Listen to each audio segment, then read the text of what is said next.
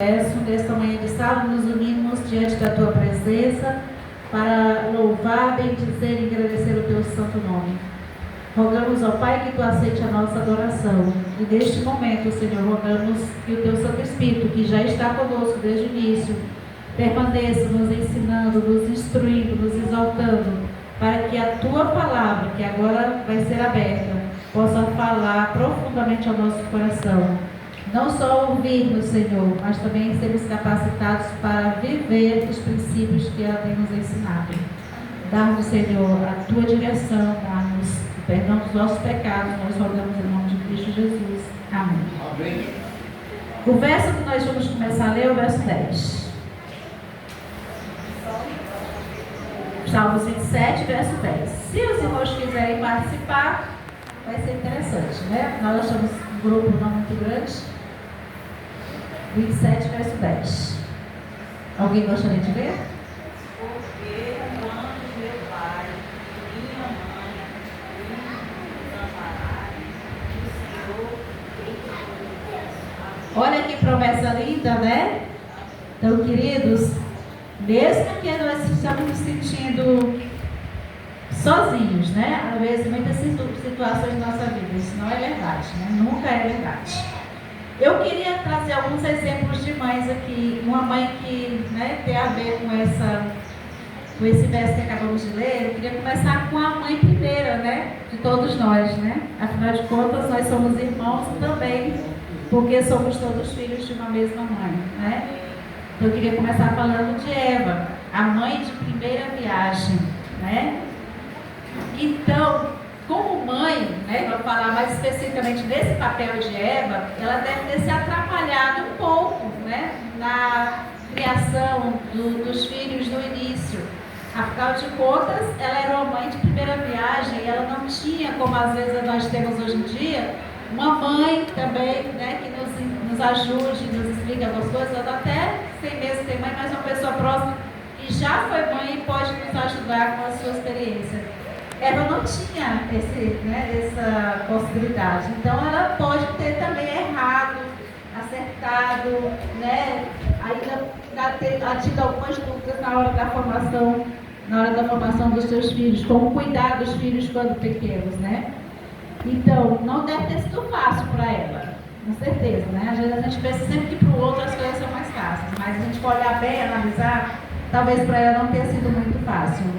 Mas certamente ela pode contar com a ajuda de uma pessoa incrível que ajudou ela nesse processo, que é o próprio Deus, né, o autor da vida, que devia estar constantemente ajudando ela a ser uma boa mãe. Então a primeira lição que eu acho que a gente aprende com a experiência de Eva é essa: nós também temos à nossa disposição, não somente como mães, mas como pais, como responsáveis, né? Essa dotação especial que é o auxílio divino, né? Aquele que sabe todas as coisas, que conhece o íntimo de cada um de nós, né? Ele que está sempre nos capacitando. Então, nenhuma mulher nasce sabendo como ser mãe, né? Às vezes assim, mas eu não sei o que eu faço, não sei como é que eu vou ser mãe, né? Às vezes uma mulher que está grávida do primeiro filho pode pensar assim, mas ninguém sabe, né? A gente aprende sendo isso. Então, com o tempo, com as experiências, a gente vai amadurecendo e vai aprendendo, né? Mas o incrível é que mesmo a gente às vezes se sentindo sozinha, né? Às vezes tem pouca ajuda, ou às vezes nenhuma ajuda, né? Onde a gente vive é uma cidade onde as pessoas vão e vêm muito, né? Então, tem muita gente, famílias novas que chegam para ir morar na cidade, muitas famílias que saem. E às vezes chegam famílias lá, casal com filhos, ou às vezes só o casal e depois começa a ter filhos, e a família ficou lá atrás, né? Noutra cidade, às vezes em outro estado, e eles se veem lá sozinhos, na cidade, sem ter conhecimento nenhum, e agora com uma família para cuidar. Difícil, né? A gente ficar imaginando, para algumas mães e pais é difícil começar isso. Mas maravilha, que a família da igreja você vai encontrar em todo lugar, né? Então eles se sentem apoiados, elas se sentem acolhidas quando fazem parte, né, da comunidade da igreja. Então às vezes a gente se sente assim no lugar onde a gente está, que não tem gente ter filhos por situações dessa maneira, não é isso? Mas aí a gente tem que lembrar que Deus está sempre disposto e disponível, como esteve com Eva, para auxiliar nessa tarefa, né, nessa empreitada das mães, né, principalmente as de primeira viagem. Então o Senhor, Ele espera que a gente cresça na nossa experiência como mães, como pais também, né? Às vezes errando, às vezes acertando, né? A gente se dedicando, mas acima de tudo, amando. Porque, na verdade, um dos papéis principais que a gente vê na mãe é revelar o amor de Deus, né, no mundo. Então, a gente sabe que Deus é amor e Ele nos concede esse dom. Mas não existe nenhuma outra personalidade, digamos assim, que demonstre esse amor de maneira mais próxima, né? Mesmo que não totalmente dele igual, que é o amor de mãe, né? Aquela mãe que se importa, que cuida, que gera, que faz tantas outras coisas, né? Então, assim como nós somos convidados, assim como a mãe Eva, nós somos convidados a abraçar, né, esse desafio de ser mãe, aquelas que já foram, aquelas que ainda serão mães, né? E buscando sempre a orientação de Deus, que é o Pai da vida. Como Eva não tinha outras pessoas, mas tinha o mais importante. Tinha aquele que realmente fazia diferença, que era Deus, né, ajudando naquele mundo. Uma outra mãe que eu gostaria que a gente pudesse analisar um pouquinho seria Sara, né? Quem não conhece a história de Sara, né, como esposa, como mãe. E eu queria que os irmãos agora abrissem o livro de na verdade, a carta, né, de 1 Pedro, capítulo 5.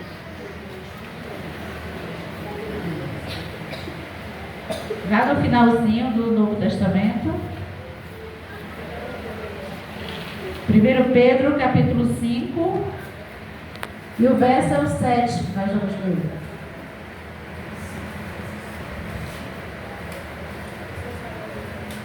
1 Pedro, capítulo 5, verso 7. Alguém gostaria de ler? 1 Pedro 5,7 diz: lançamos sobre eles toda a vossa ansiedade, porque ele tem cuidado dos vós. Um verso bem conhecido nosso, né? Então, com Sara, a gente vai aprender exatamente isso. Sara era uma mãe impaciente que aprendeu a ter fé, né? Então, Sara, ela foi uma mãe na fase muito avançada, né? Qual era a idade de Sara quando ela teve filho? 90 anos. Quem tinha 100 era Abraão, tá? Então, ela tinha 90 anos. Hoje em dia, minha avó tem 97. Está em casa conosco agora esses dias. Dia das Mães. E você vê para 97, né? Quando ela fez 90, a gente olhava assim, não tem mais condições, né? Nos dias de hoje, uma mulher de 90 anos, você olha, impossível, né?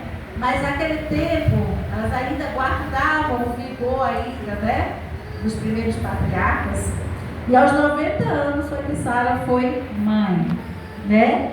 Então ela foi a mulher que superou as suas próprias adversidades, confiando que Deus era fiel às suas promessas, né? Mas até ela chegar a esse ponto, né, existiu algumas, digamos assim, houveram alguns percalços no meio do caminho, né? Como algumas mães que a gente vê citada a história na Bíblia, não diferente de nós mães hoje, tá, queridas? Ela também tinha seus defeitos, né? Então, às vezes a gente, como mãe, eu queria falar especialmente para as mães hoje, que tem algum problema de sentimento de culpa, de cobrança, poxa, porque eu não fiz isso, ou porque eu não fiz aquilo, ou porque eu não soube fazer assim, porque eu não tenho essa capacidade, né? Ou porque eu tenho esses defeitos, mães. Não existe mãe perfeita. O próprio Jesus disse que perfeito só Deus. Então, apesar das nossas imperfeições, apesar dos nossos defeitos, Deus nos usa e pode fazer uma grande obra, né, dentro da maternidade através de nós. Então, às vezes a gente tem que nos entregar, mas não nos cobrar tanto, né? Porque ele não caça a perfeição. Sara, ela sofreu de uma coisa chamada ansiedade, bem desconhecida da gente, né? Então ela tinha esse problema. Ela terminou tomando uma atitude precipitada ao pegar, né, a sua serva Agar para que o seu esposo tivesse um filho para ela através da serva. Olha só. Como é que a gente chama isso? Jeitinho. Não era brasileiro não, mas era jeitinho mesmo, viu? Ela quis dar um jeitinho, né? Ajudar naquela situação. E aí a gente aprende o quê? A gente aprendeu que a Sara, ela tomou uma séria decisão que poderia ter trazido muito mais sofrimentos para a sua vida e da sua família, tirando a paz da sua família. E a gente vê que essas consequências vieram, né? Poderiam ter sido piores, mas veio a si mesmo. E a gente sabe que a gente vê as consequências disso até os dias de hoje. Basta a gente olhar um pouquinho para o Oriente Próximo, né? Com olhos, digamos assim, proféticos. Então, Sara, ela tomou a decisão por conta própria e quase pôs fim ao equilíbrio da sua família. E assim mesmo, né, que acontece quando a gente se sente autossuficiente. A gente acha que os problemas da nossa vida, mesmo do nosso lar, do nosso relacionamento, com os nossos filhos, somos nós que temos o poder, a capacidade de resolver, né? Quando a gente procura soluções do que está ao nosso redor. A gente procura soluções nas nossas ferramentas materiais, nas nossas ferramentas pessoais. E aí acontece de a gente fazer algumas coisas, tomar algumas decisões que, em vez de ser benéficas, trazem muitos prejuízos para a nossa família. Então a gente tem que ter muito cuidado. Algumas alternativas que estão ao nosso alcance nem sempre são as melhores. Nós temos que sempre buscar, né, buscar a solução em quem realmente tem a solução perfeita, que é o próprio Deus. Então, quando nós buscamos a direção de Deus, nós vimos que a gente não corre os riscos que a gente corre quando a gente toma nossas próprias decisões, né? E nesse caso, a gente vai até ter o risco de ver os nossos sonhos desfeitos. Os sonhos para a nossa família, os sonhos para o futuro dos nossos filhos, os sonhos para o futuro do nosso casamento. Então a gente tem que buscar sempre consultar ao Senhor em cada decisão. Eu vi aqui a irmã falando a respeito da oração, né? Que a colega perguntou se tudo que ela fosse resolver tinha que orar. Irmãos, nas coisas pequenas da vida a gente precisa orar para poder tomar a melhor decisão. Imagine as coisas verdadeiramente importantes, como a nossa família, né? Como a maternidade, como a paternidade, como o relacionamento, como o casamento, né? Por isso, sempre é importante consultar ao Senhor antes de tomar uma decisão, né? Então, tal como Sara, nós também temos hoje a oportunidade de confiar primeiro em Deus, no seu poder, na sua capacidade de suficiência. Então, o Senhor está sempre no controle da vida dos seus filhos. Ele cumpre os seus propósitos conforme a sua vontade. Então, a única parte que a gente tem, né, a nossa parte, é nós nos sujeitarmos a Ele mediante a nossa fé. A gente espera dele. Então, quando Sara tomou essa decisão de finalmente confiar e esperar no Senhor, uma mulher de 90 anos pôde ter um filho. E ela pôde realizar o maior sonho da vida dela.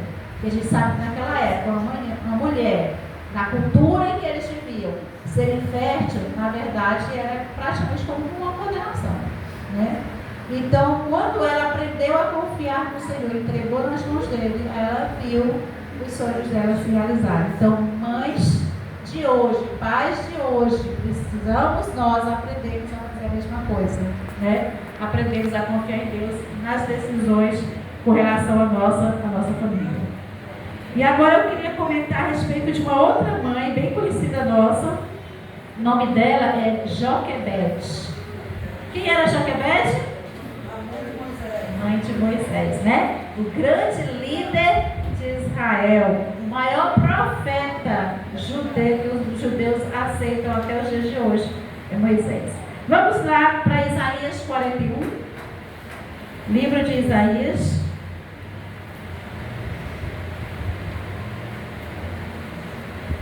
capítulo 41, verso 13.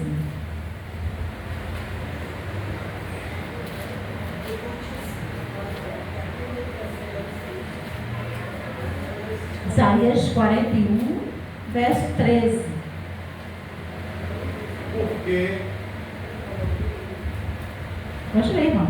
Porque eu, Senhor teu Deus, te tomo pela tua mão direita e te digo, não temas, que eu te ajudo. Olha que promessa maravilhosa do Senhor, né? Quando ele diz, não temas que eu te ajude, é porque não há nada que nós devamos temer se o Senhor estiver na direção.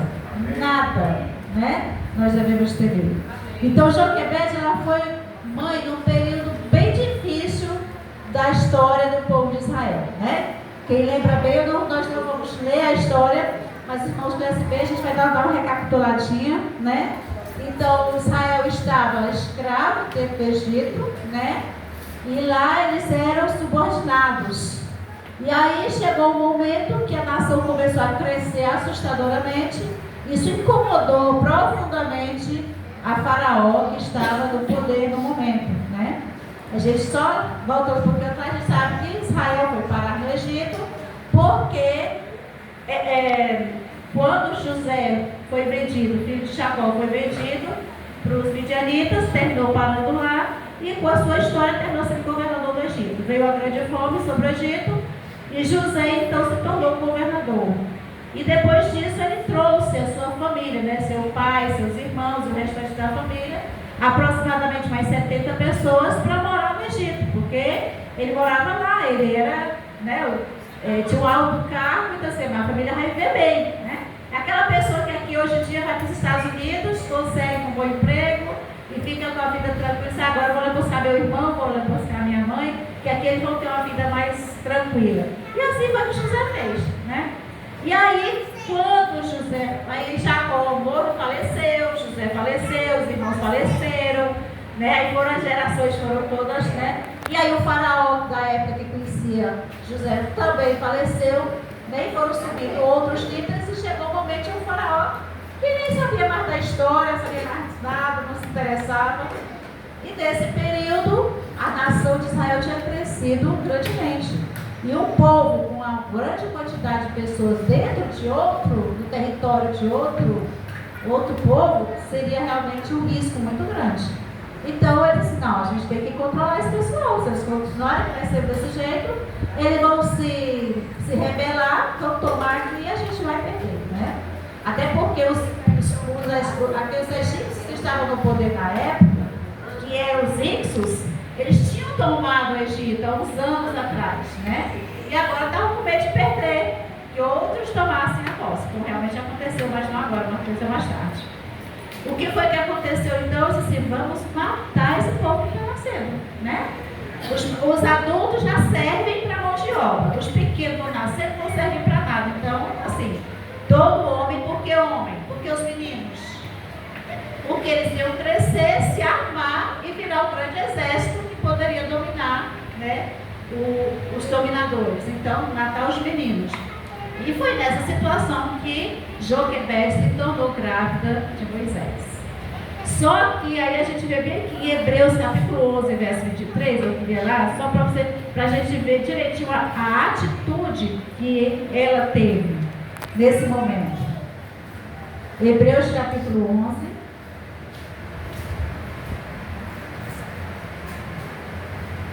O verso 23.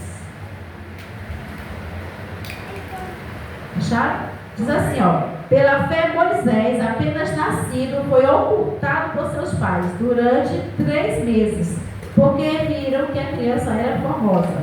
Também não ficaram amedrontados pelo decreto do rei. Olha só que coisa incrível, né? Não ficaram amedrontados. Joquebede e Arão, seu esposo, não ficaram amedrontados. E Joquebede, né, tomou a iniciativa, pegou o filho pequeno depois dos 3 meses, colocou no cestinho, detubou o cesto, né, colocou, digamos assim, picho, para não ficar, para ficar impermeável, e colocou ele dentro do rio Nilo. Só que a gente tem que pensar uma coisa. O rio Nilo é o principal rio do Egito, né, e da África como todo, até os dias de hoje. Era um rio que, naquele tempo, principalmente, hoje já também muita coisa tem mudado, era um rio que tinha muitos perigos, né? Afinal de contas, quem já ouviu falar do grande crocodilo do Nilo? Então, não era um riozinho, vou estar aqui nesse riozinho calmo, tranquilo, vai só passear. Era um rio extremamente perigoso. Mas Joquebede se estava numa situação, digamos assim, tão difícil que ela achou que valia a pena em colocar ele naquela situação. Por quê? Ela não temeu a ordem do faraó, mas eles temeram, mas eles confiaram naquele Deus que eles acreditavam. Olha só. Então, colocar no rio, se tivesse guardado por Deus, ela confiou plenamente nisso. Então, a atitude dessa mãe, ela poderia ter trazido sérias consequências de morte para ela e para toda a família. Então, ela não fez uma atitude sem risco. Tinha muito risco envolvido, né? Mas Deus, ele sempre guarda e conduz, né, a nós quando nós precisamos. Ele conduziu aquele cestinho com aquela criança. E nenhum dos perigos que havia naquelas águas aconteceu com aquela criança, aquele bebê. Então, aquele pequeno embrulho foi parar na área de banho da filha do faraó, da princesa. Ela viu, pediu a cena que pegasse e terminou adotando a criança, mesmo sabendo que ela era filha de hebreus, né? E aí, no final, para a gente resumir, a princesa, filha de faraó, terminou contratando e pagando para que a própria Joquebede, que era a mãe da criança, cuidasse dele até determinada idade, que é a idade que ele poderia já, né, digamos assim, a idade de já começar a fase já mais adulta, né? Então a gente vê aqui que essa mãe, apesar de todas as hostilidades, apesar de toda a maldade do mundo em que ela estava inserida, também a gente sabe que as mães hoje estão inseridas no mundo igualmente, né, dessa maneira, ela entendeu que Deus conduz o curso da história, não somente da história deste mundo, mas a história de cada um de nós, né? A partir do momento que nós nos submetemos, que nós nos entregamos ao Senhor, entregamos a nossa vida, Ele está no controle, Ele guia a nossa vida. Ele tem total controle da vida daqueles que confiam nele, que esperam nele. Então, Joquebede, ela confiou primeiramente em Deus. Foi a confiança, porque colocar um bebê dentro do cesto, num rio perigoso como o Nilo, amados, só muita confiança em Deus. Alguém aqui seria capaz de fazer isso hoje? Então, só muita confiança em Deus. Então, ela entendeu que aquilo ali era a única coisa que ela podia fazer. Então, nosso chamado também, como Joquebede, é que a gente seja uma mãe corajosa, como Joquebede foi, né? Uma mãe corajosa.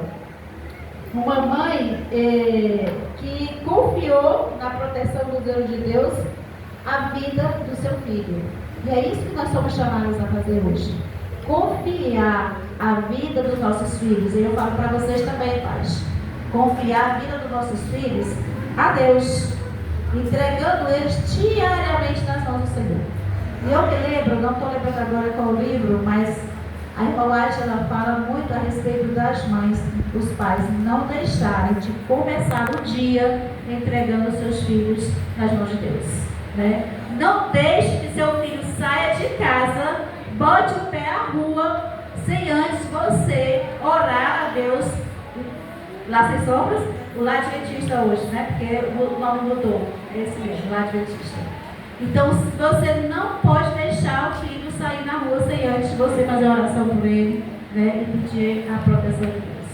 E aí eu vejo, acho muito interessante, lá em casa, moramos eu, meu esposo e o meu filho caçula. Ele foi lá para o Rio e mora com a gente lá. E aí ele é enfermeiro e faz plantão, né? E aí eles, geralmente, nos dias que ele tem plantão, ele sai à noite, ele sai tardezinha para pegar o transporte para ir pro plantão. Aí você vê, dá tchau para a mãe, aí chega na porta do apartamento, fica de frente para a porta, com a chave na mão, Aí ele inclina, fecha os olhos, ora, depois ele sai. Né? Ali, pela manhã, eu já orei. Né? E ali, na hora de sair, ele ora também. Então, isso é muito importante. Isso quer dizer que nunca vai acontecer nada com nossos filhos? Não, queridos. Infelizmente, não é isso que Deus promete. Porque nesse mundo de pecado, a gente sabe que nós estamos para que possa acontecer coisas com a gente também, né? Mas nós sabemos que em tudo, em qualquer situação, Deus vai estar protegendo, vai estar guiando. E muitas vezes nossos filhos são preservados, não pelas orações deles, mas pelas nossas. Da paz. Muitas vezes nossos filhos são preservados, são guardados, não pelas orações deles. E aqui eu falo especialmente para as mães que, como eu, têm um filho ainda que não está nos caminhos do Senhor. Esse é o caçula, mas o mais velho ainda é muito obstinado. Né? Mas da mesma forma que eu faço com o outro. Porque eu sei que Deus cuida da vida e guia a vida dos nossos filhos. Né? Então a gente nunca pode deixar de orar por eles. E orar desde pequenininho. Não, meu filho é tão pequenininho, não sai sem a treino e o marido está perto. Mas da mesma forma a gente tem que começar cedo. Né? Cedo a gente tem que começar a interceder pelos nossos filhos. E que a gente tem que ter certeza que Deus vai estar segurando nas mãos deles. Né? Então confie seus filhos ao cuidado de Deus. Acredite na bondade do Pai da vida. Todos os dias faça isso. Tá?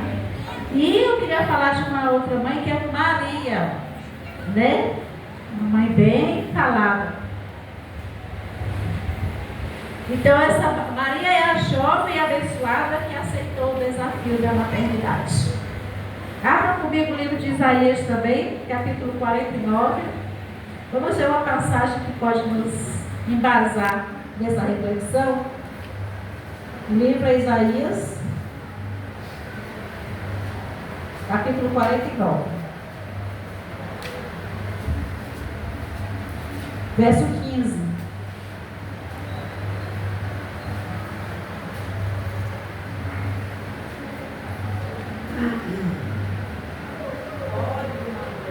Pode, irmã, por favor.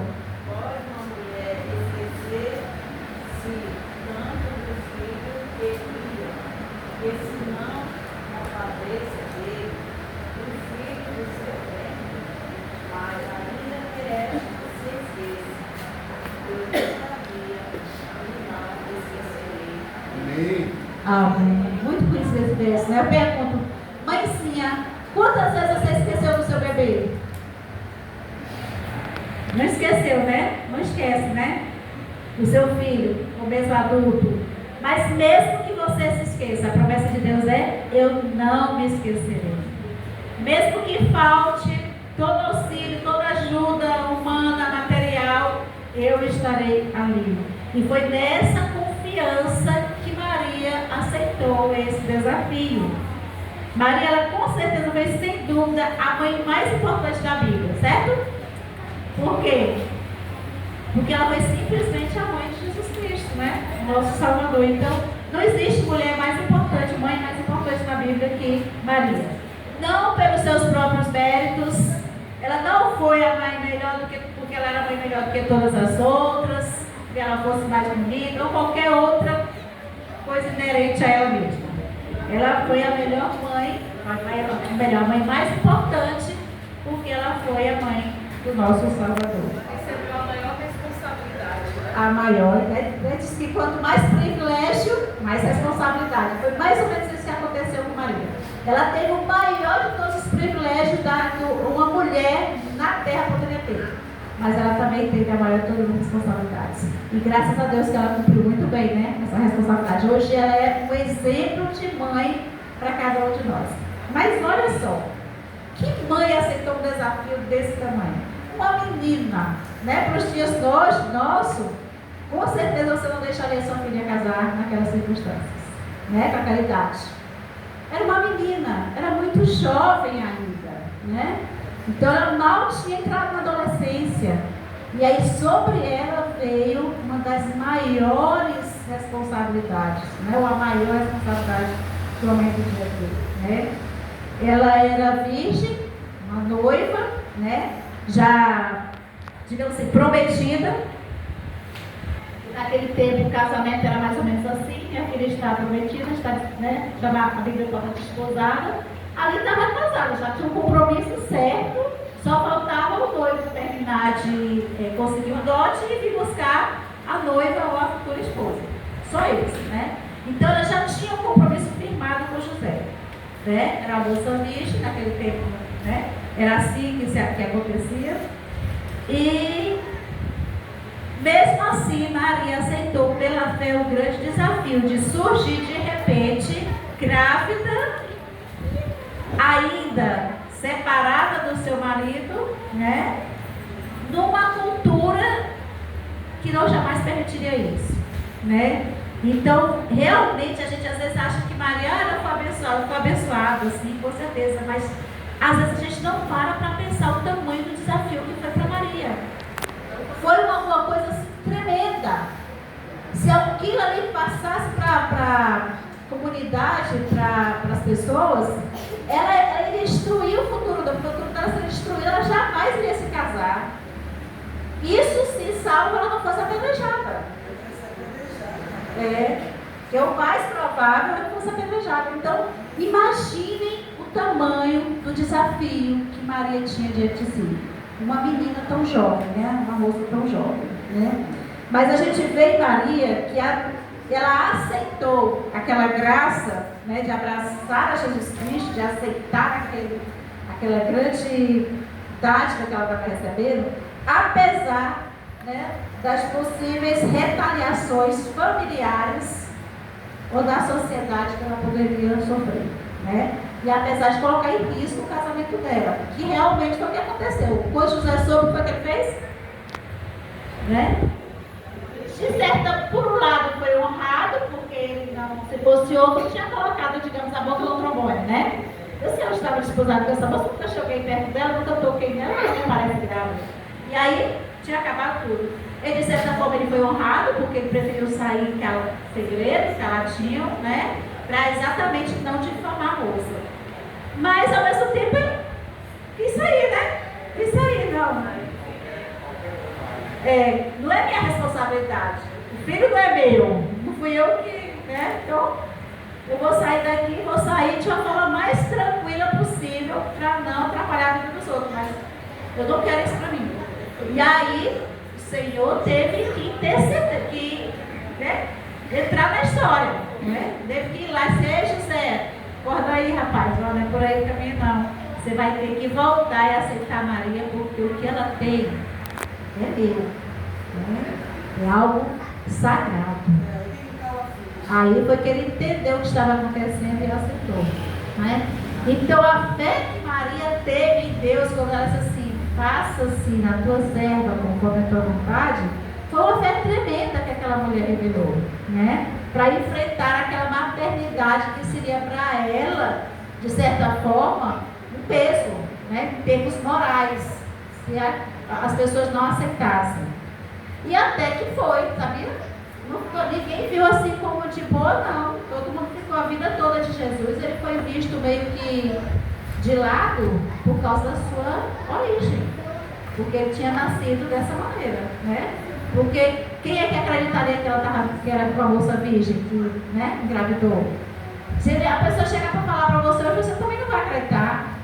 Nós acreditamos porque é algo que já passou e nós estamos depois disso. Mas a gente também teria muita dificuldade de acreditar. Então, mas ela teve essa fé, né, nas promessas de Deus. E era seu compromisso número 1. Primeiro, Maria amou a Deus. Depois, ela se preocupou com as pessoas que estavam ao redor. Então, reputação, família, né, qualquer outro interesse para ela ficou em segundo plano. Primeiro lugar era de Deus. Então, nós vemos aqui que ela considera tudo isso secundário diante da possibilidade de servir a Deus sendo a mãe do Salvador. Então, para ela isso era mais importante. Então, a gente tem que ver que Maria, ela viveu a maternidade como um grande desafio que é para toda mulher. Agora sim, todas as mulheres têm a maternidade como um grande desafio. seja em qualquer idade, circunstância, cultura ou estágio da nossa vida. Como também é um grande desafio para o homem ser pai, né? Ser o chefe do lar. E a gente vê o que está acontecendo. Muitas hoje as pessoas não estão mais querendo. Diante de tamanhos desafios, as pessoas hoje não estão mais querendo fazer isso. Entendeu? Mas também é um grande privilégio para a mãe, para a mulher, poder gerar vida. Só a mulher se aproxima um pouco de Deus, olhando por esse lado. Quem é que dá vida? Quem é que gera vida? Deus. Mas a mulher, Deus também deu um pouquinho dessa capacidade. Nós geramos, né? Nós damos a luz da vida no outro ser humano. E isso é fantástico. Isso é um privilégio incrível. Por isso os homens têm que apoiar, ajudar, respeitar, cuidar dessas mães que estão ao lado deles. Porque verdadeiramente isso não é um desafio fácil, de maneira nenhuma.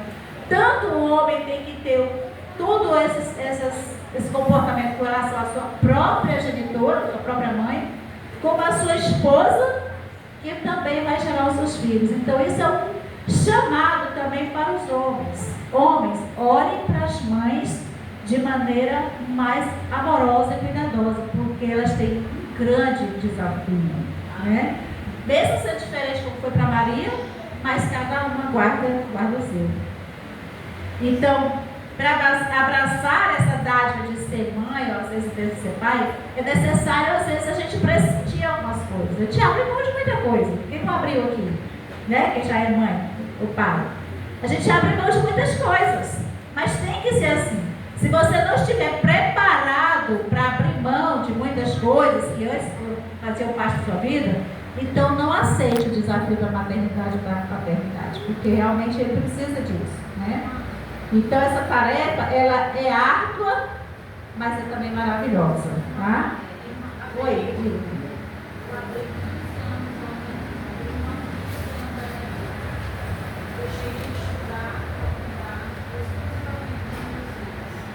A senhora acha que perdeu esses 15 anos? Foi colocado no banco do céu, irmã.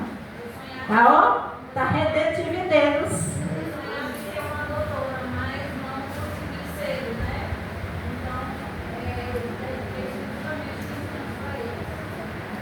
Pois interessante, a irmã falou uma coisa aqui que eu percebi, as mães, elas não se arrependem dos sacrifícios que fez pelos filhos. Elas sempre se arrependem daquilo que ela não fez. Olha que coisa incrível. Não é? Ah, mas fez um monte de coisa, perdeu um monte de coisa, né? Perdeu de maneira... Mas ela não se arrepende, ela só se arrepende daquilo que ela não fez. Eu podia ter dado mais, eu devia ter passado mais tempo, eu devia ter feito isso, eu devia ter feito aquilo. É disso que a gente se arrepende. De ter feito, de ter se sacrificado, ter doado, nenhuma mãe se arrepende disso. Graças a Deus por isso, né? Então, e também Maria nos traz outra lição, que é o fato dela colocar Cristo, que era o seu filho, foi o seu filho, né? Mas acima dela, ele também era o seu Deus. Olha só, apesar de Cristo ser o seu filho, ele também era o seu Deus. E ela sabia muito bem colocar isso no lugar certo. E para concluir, eu queria ver uma última mãe aqui. Uma mãe mais próxima no tempo, né? Assim, do Novo Testamento, que é a mãe de Timóteo. Quem foi a mãe de Timóteo? Uma mãe que é um exemplo de fé sincera. A gente está falando de Eunice, a mãe de Timóteo. Vamos lá para 2 Timóteo 1, capítulo 5. Perdão, capítulo 1, verso 5. 2 Timóteo, capítulo 1, verso 5. Quando Paulo apresenta um pouco a Timóteo para a gente, ele fala isso aqui. Olha, já pensou se um dia apresentarem o seu filho em algum lugar usando palavras dessa maneira? Como você vai ficar feliz e orgulhosa, hein? Verso 5. Diz o seguinte, isso Paulo falando a Timóteo. Ele diz, vamos começar no 4 que fica melhor. Lembrado das tuas lágrimas, estou ansioso por ver-te, para que eu transborde de alegria, pela recordação que eu guardo tua fé, sem fingimento, a mesma que primeiramente habitou em tua avó Loide e em tua mãe Eunice, e estou certo de que também em ti. Já era a terceira geração de pessoas tementes a Deus, com fé sincera, né? Loide, que era a avó, e veio Eunice, a mãe, aí veio Timóteo, que era já a terceira geração.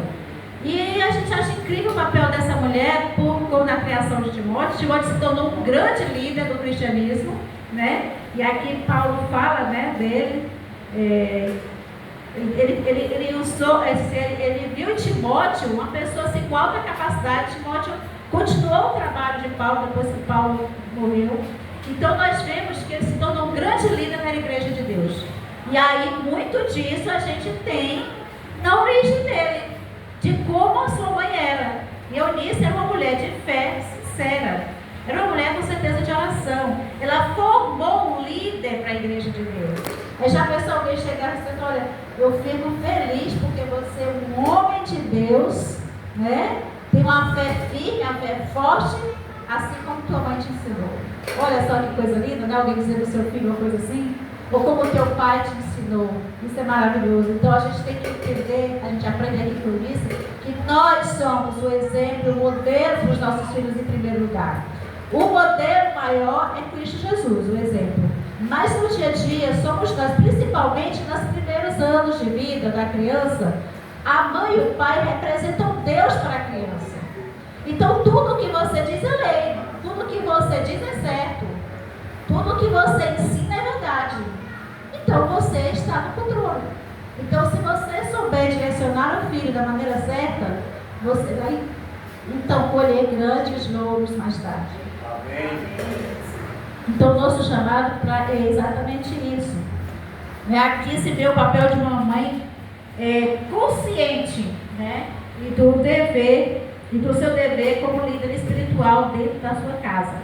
Até porque, aí eu chamo aqui a atenção para algumas mães que são cristãs sozinhas dentro do lar, ou então mães que estão sozinhas mesmo. O pai de Timóteo ele não é apresentado. Possivelmente ele não era judeu e também não era cristão. Então ele era um gentil, né?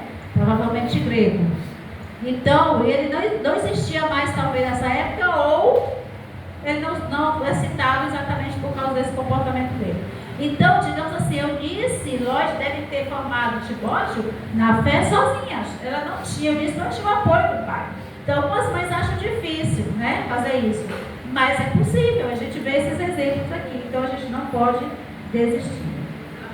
Então, queridos, para finalizar, eu queria comentar com vocês aqui um conselho que o Espírito de Profecia nos dá, exatamente no livro Lar Adventista. E a irmã White lá, ele fala exatamente que as mães, é um conselho que ela dá, que as mães busquem o auxílio em Deus, cultivem a educação amorosa, deem um bom exemplo, tenham paciência e cuidem de sua própria saúde física e espiritual, para poder educar melhor os seus filhos. E acima de tudo aqui, falando para a irmã aqui que abriu 15 anos da vida dela para a criação de filhos. Nenhuma obra pode se comparar à obra de uma mãe. Né? O Espírito de Profecia diz que nenhum rei no seu trono, tendo domínio de todo o reino, a missão dele, a função dele não é mais importante do que a de uma mãe. Então, às vezes, a gente se sente muito diminuída, né? O que você faz? Não estou de casa. Só fico dentro de casa. Cuidando dos filhos, só dona de casa, né? Só dona de casa. Aí você vai ver a quantidade digamos assim, de missões que ela tem dentro da casa, né? De funções que ela tem dentro da casa. Se você colocasse ela numa empresa, ela mantém a empresa todinha sozinha, né? Pois a empresa do lar é a empresa mais importante diante de Deus. É essa empresa que vai para o céu. As outras empresas que a gente tem na vida, seja ela qual for, né? Qualquer tipo de empresa desse mundo, ela vai ficar aqui, vai ser destruída. Mas a empresa do lar, da família, essa vai para o céu. E isso depende, grande parte, das mães e dos pais envolvidos, né, em comunhão com Deus, buscando, né? E se aprimorando. Às vezes a gente, mas eu não sei isso, não sei aquilo. Queridos, isso não vai ser desculpa para nós. Se você não sabe alguma coisa, pesquise. Hoje que é muito fácil, né? Hoje está cada dia mais fácil. Busque bons livros, né? Procure alguns estudos que são lançados na internet. Procure profissionais da área que já são mais experientes, que possam ensinar. Mas procure aprender. Nunca diga que você não está fazendo porque você não sabe. Procure aprender para você poder fazer a sua função da melhor forma possível. Okay? Então, para concluir, mães, queria dizer para vocês que aquelas mães que se deixam ser conduzidas por Deus, que eu creio que é que vocês fazem, né?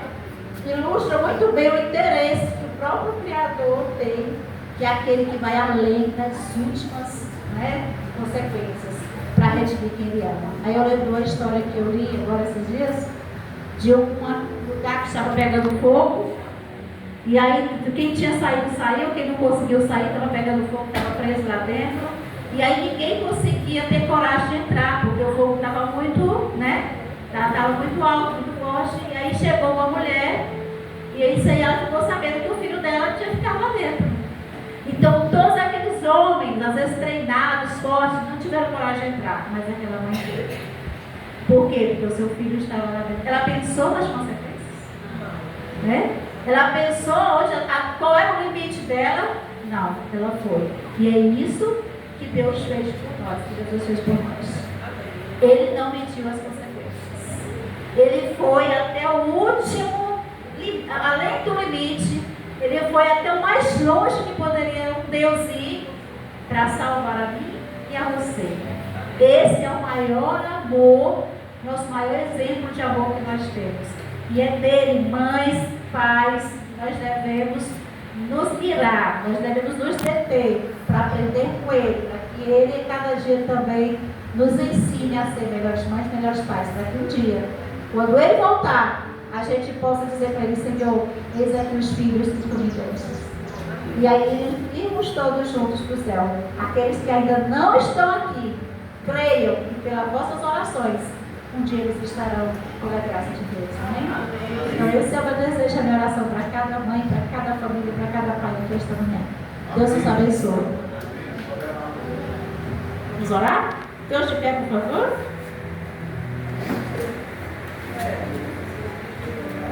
Desculpe aí o excesso do horário. Oremos. Querido e amável Deus, bondoso Pai, Criador e Redentor nosso, aquele que nos mantém a cada dia, que nos sustenta com a sua destra fiel. Senhor, estamos aqui colocando diante de Ti as nossas vidas, as nossas missões, especialmente aquela de mãe, de pai, que é, Senhor, seguir os passos de Cristo Jesus e também instruir os nossos filhos, aqueles que estão sob a nossa responsabilidade, para que possam, Senhor, ter um caráter bem formado aqui na terra e que possam ser herdeiros da Canaã Celestial. Não formamos, Senhor, homens e mulheres para serem grandes neste mundo. Se eles forem, Senhor, obrigada. Se não, Senhor, mas que eles possam ser homens e mulheres grandes no Teu reino. Que eles possam ser herdeiros contigo, Senhor.